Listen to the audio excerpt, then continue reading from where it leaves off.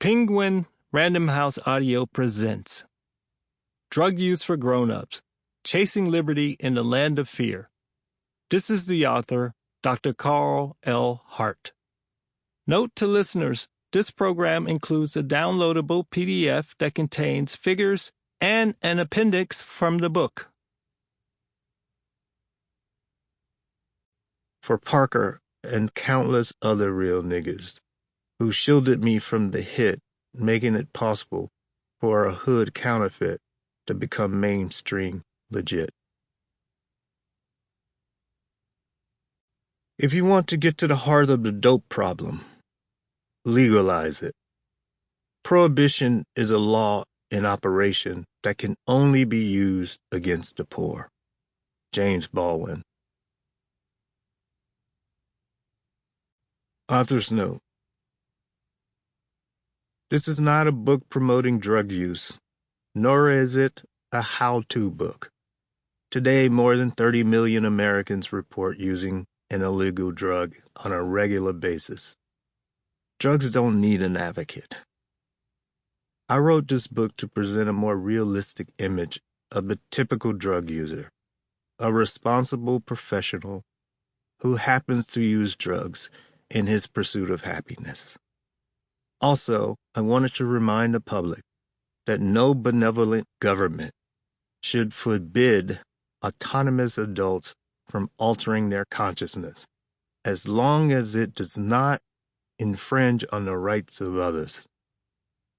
I use personal anecdotes and scientific research, my own and others, to dispel drug myths and to illustrate the many potential benefits of responsible drug use. I also share stories that involve other individuals, including relatives and friends. Names and locations have been changed in an effort to protect them from negative repercussions. After reading this book, I hope you will be less likely to vilify individuals merely because they use drugs.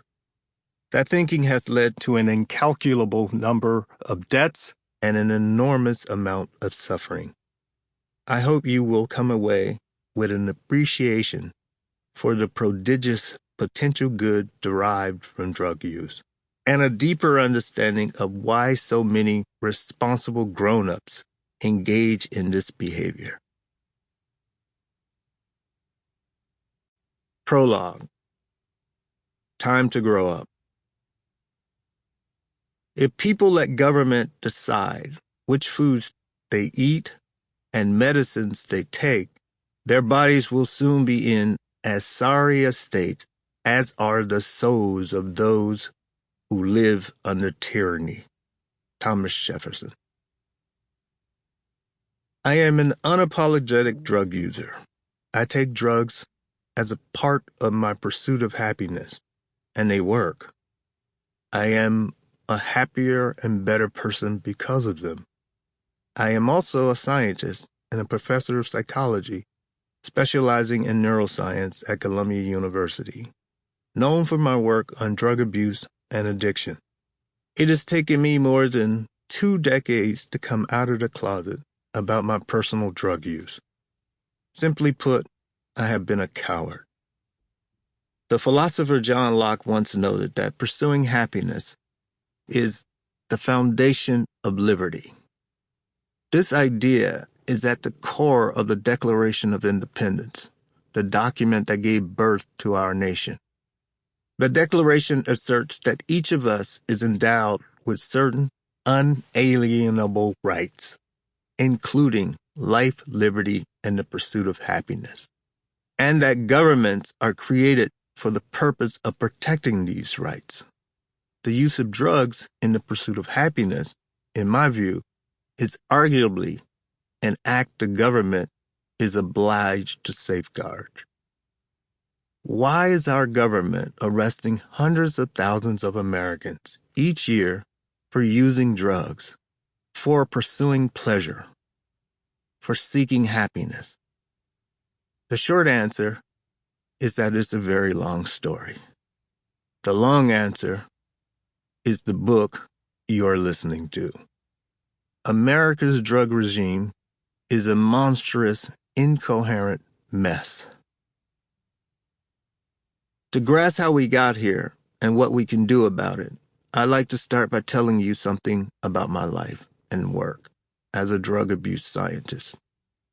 In the fall of 1999, I landed my dream job as an assistant professor and researcher at Columbia University's College of Physicians and Surgeons.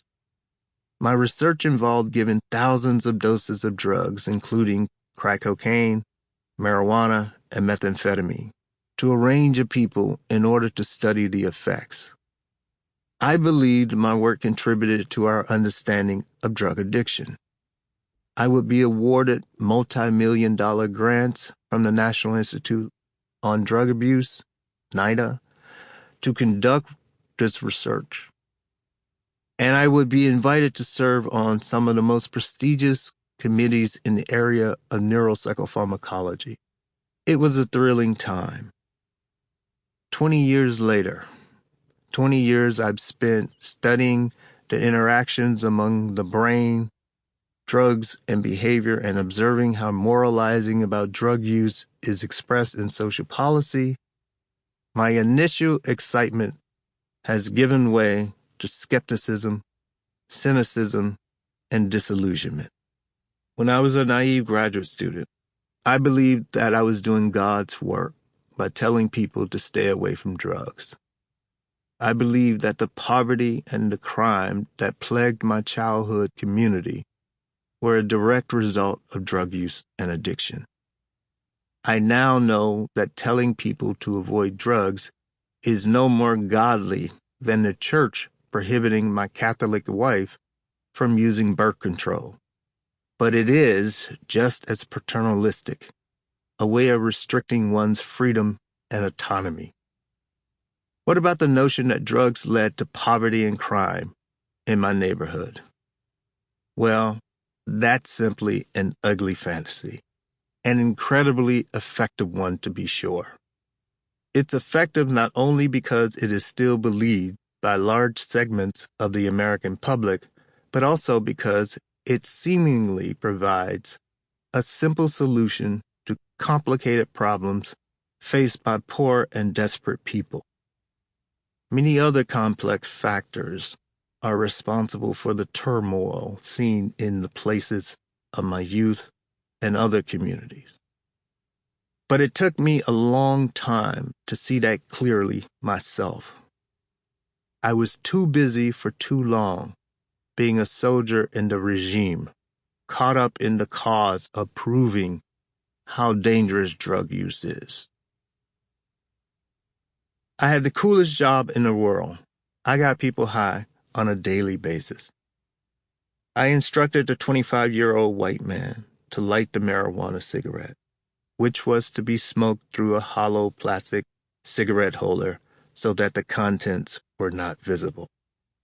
He inhaled for 5 seconds, then held the smoke in his lungs for another 10 seconds before exhaling.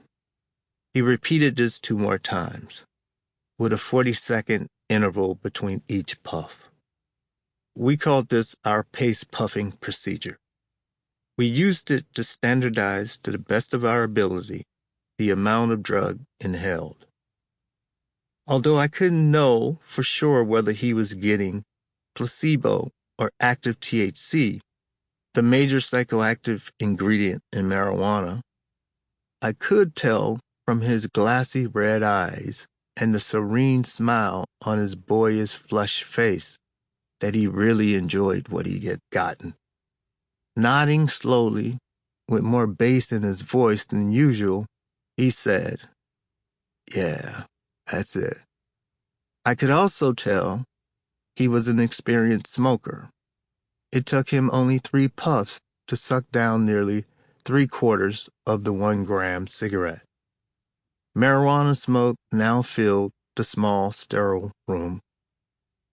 The smoker, whom I'll call John, was a research participant in one of my studies.